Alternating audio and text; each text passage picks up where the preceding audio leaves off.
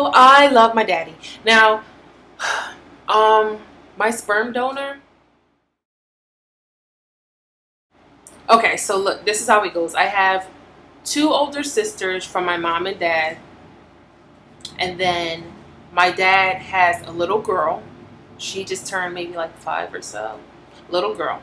Now, my sperm donor, I have a sister and a brother from him, and then we have another sibling that he doesn't want us to know about because evidently this, I think it's a boy.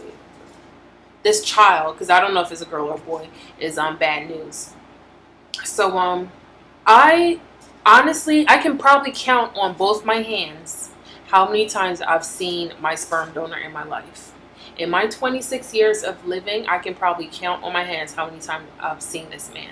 And the only thing that he ever gave me, like monetarily, that I know of, was, I think it was like $5 or $20 or something. One time when I was, he was just not. I don't know if he wasn't ready for the responsibility or just like a deadbeat dad or what. But I remember going home during the summertime. My mom would send us home or take us home. And me, like a damn ding dong fool, would call him up and meet up with him like downtown or whether down in whatever, down in Bridgetown or whatever. Um, and every time I met up with him, he would want to show me off to his friends. Like, yeah, this is my daughter. I take care of my children. What? You don't do shit for me. You ain't never done a damn thing for me, but you want to be showing me off. At first, like, it really didn't bother me because I was young and it felt kind of nice. There's a chance that things will work out. But once I got older, the last time I saw him was probably a couple years ago when I went home for my other grandmother's funeral. This is the man that I call my dad. His mom passed. I went home for her funeral, and I think I saw him. I saw him then, and my sister, she tricked me into it. I called her up because we happened to be in Barbados at the same time. I called her up and she was like, yeah, come over. So I went over there and we were chilling, and lo and behold, this man shows up. She tricked the shit out of me. Trapped and tricked me. And this man came over. I was like, all right, whatever. So we're out there, and then he calls me out to talk to me, and he's giving me this whole long story about what happened when I was a child and why he wasn't there and all this, all that. And like, I started to buy into it, but right towards the end, when I freaking let my guard down, he did the same old thing. He was standing there, he was begging me for a hug, and just come and give me a hug. Come and give me a hug. Give me a hug. No, hug your father. Kiss my, same old routine. So I finally like broke down, and I gave, not crying or nothing, but I let my guard down. I gave him a hug, and then right when I gave him a hug, his friend that was there, he was like, see, she gave me a hug. Like, all this stunting 101. For what? You do not take care of me. I'm a grown lady, and you had your chance. You had your chance to take care of me, and you did not. So why are you stunting like everything is cool? It's not cool. But it is what it is. I'm grown. I don't need anything from you. I don't need you to provide for me at all. You never did. So why start now? It's nothing that you can really do for me. And I don't want to say like I hold anger or malice towards them, but I'm just like, you can't really miss what you never had. I never had that relationship with them, so I can't miss it. I can't miss it.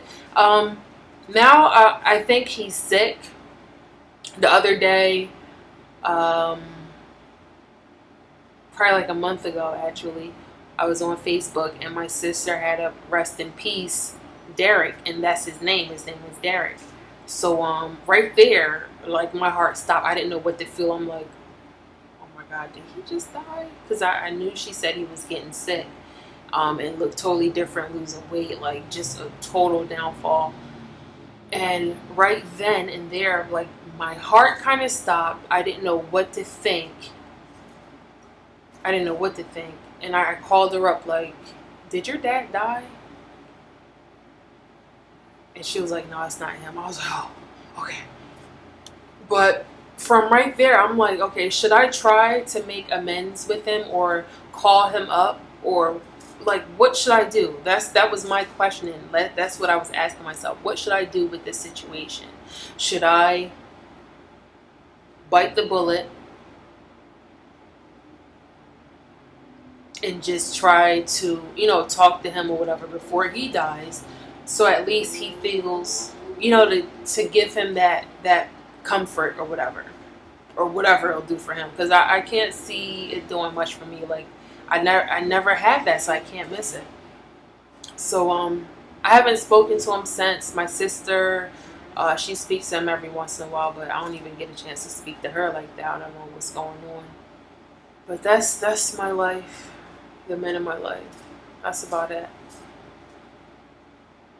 I'll figure out what I want to do with it, because I know people are gonna be like, oh, you only get one chance, or you'll be upset if the chance passes you by, but I don't see that happening. I really don't. Like, we never had that relationship, so I cannot miss what I never had. Like, my dad is the strongest force in my life. Strongest force in my life. When I spoke to him probably like a couple months ago, just out of nowhere, he was like, and take your time driving. Just out of nowhere. Like, we didn't speak about me getting tickets or nothing, but he had this intuition or whatever. He just had this feel or this need to tell me to take my time driving, and I just started cracking up. I was like, Dad, what are you talking about? He was like, no, I know you need to take your time driving. And I told him, I was like, I just got like 3 tickets within the last week, and it was just like it opened my eyes a little bit. My daddy, I love him.